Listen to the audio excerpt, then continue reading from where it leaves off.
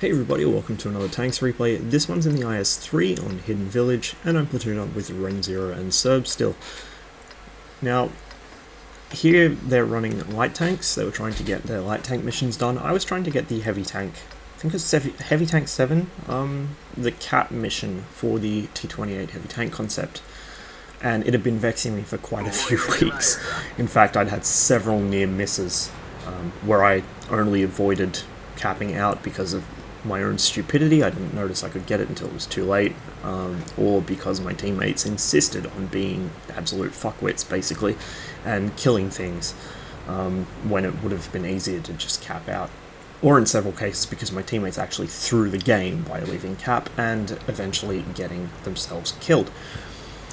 So, in light of the fact I want to try and get to the cap, and also the fact that we have quite a lot of stuff going south already, I decided to try something different in the IS-3 and head into the town. This is normally where I take my mediums, not my heavies.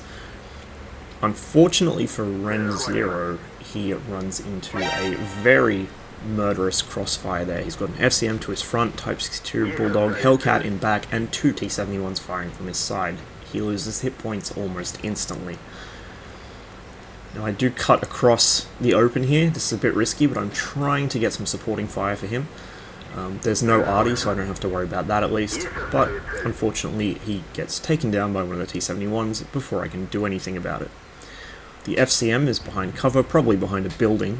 It's very difficult for me to see through all this foliage, and so I back up to try and refocus my attention forwards, and I get lit.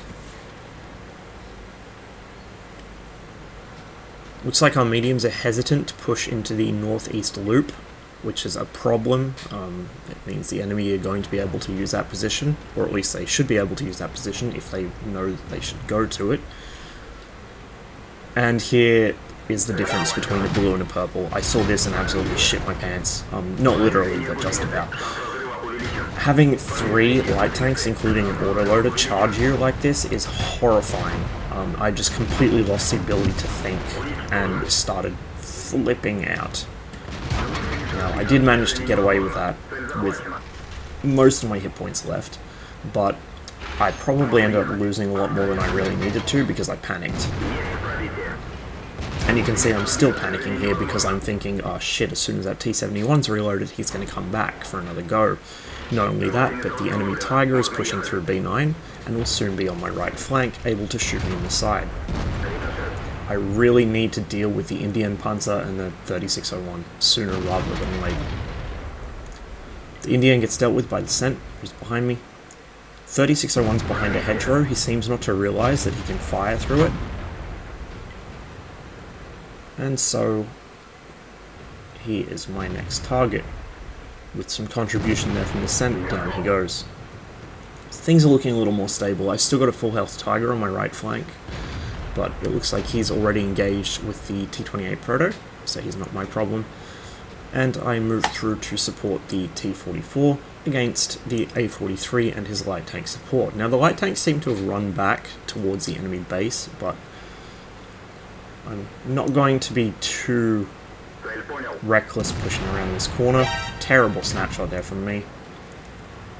I can see there's one T-71 still, so as the A-43 backs around the corner, I go for him. Unfortunately, both light tanks are in cover, but Serb has got my back and is able to take out both of them in 2 consecutive shots from our end of the map.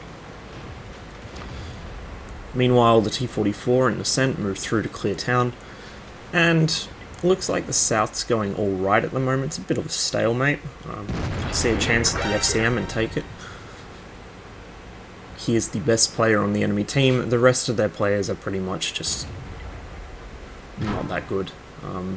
They're more or less just going to hold us up for a little while, but they can be dealt with at leisure. My next shot gets eaten by something, but Serb is able to get a few of his own in. And then the Cent gets the finisher. Down goes the Fury. 96 damage hit. Good use of a 122mm shell right there. And although the Tiger is now firing at me from behind, I push on for the cap. Now we do have a decided advantage in number of tanks here. We were actually able to wipe out quite a few tanks in a very short amount of time there, and we now have control of the south, more or less, and of course control of the north as well.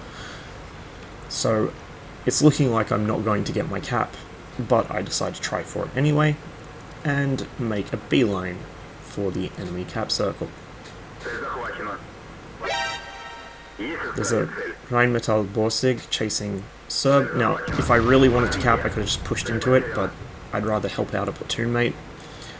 And so, down he goes. All that's left is the enemy IS-6. It's not going to last very long, looking at how many friendly tanks are around it, and indeed it goes down right as I pull into the cap. So I didn't get my mission, but I did have a pretty decent match out of that, surprisingly, after being rushed by so many light tanks. If you are going to rush a heavy and a light, you need to be sure of your excuse me, of your shooting. If you're not, you're going to, especially in a T-71 with an autoloader, you're going to bounce most of your shots or miss, and it's going to cost you dearly. If you can't be sure of your shots, at least be sure of your escape route. You need to have this all planned out ahead. You can't just throw caution to the wind and dive on a heavy tank. You might see me do it from time to time, but that doesn't mean it's a good idea. In fact, it probably means just about the opposite. So those 3 light tanks, if they'd really focused on aiming, they could have taken me down.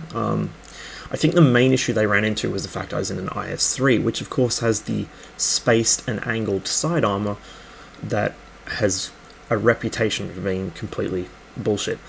It's not really bullshit, it's just annoying to fight. And so when you've got light tanks try and shoot you on the side, especially if they're auto-aiming, they're probably going to be aiming at either very well sloped side armor or at the spaced armor, and so it's not really going to do much to you. And of course the IS-3 has naturally quite thick armor to begin with. Working in the angles that it has as well, it's a very difficult target. What they needed to do was distract me with 1 or 2 of the light tanks and get one to sit right behind me and just fire repeatedly into my engine. What that would have possibly done is set me on fire. And if they could do that once, it would have burned my auto extinguisher. They could have possibly gone for a second, and that would have been it. They could have also gone for racking shots. The back of the IS-3 turret's quite weak, and there is ammunition stored all around the inside of it. But in the event, they decided to just charge headlong into me. They all kind of got in each other's way. They missed or bounced most of their shots, and so I was able to deal with one of them, while the other 2 ran away in disarray. And they contributed really very little to the outcome of this match. You can't do that in a light tank. You can't afford to. You can't even really afford to do it in a medium, where you do have some semblance of armor and some hit points, but lights have neither armor nor hit points. Their only means of survivability is their camouflage and their speed. And if you're ambushing somebody, your camouflage isn't going to hold up, obviously. So you really need to rely on your speed, and you need to have good marksmanship. Anyway, thanks for watching the video, hope you enjoyed it. As ever, I'll see you on the next one.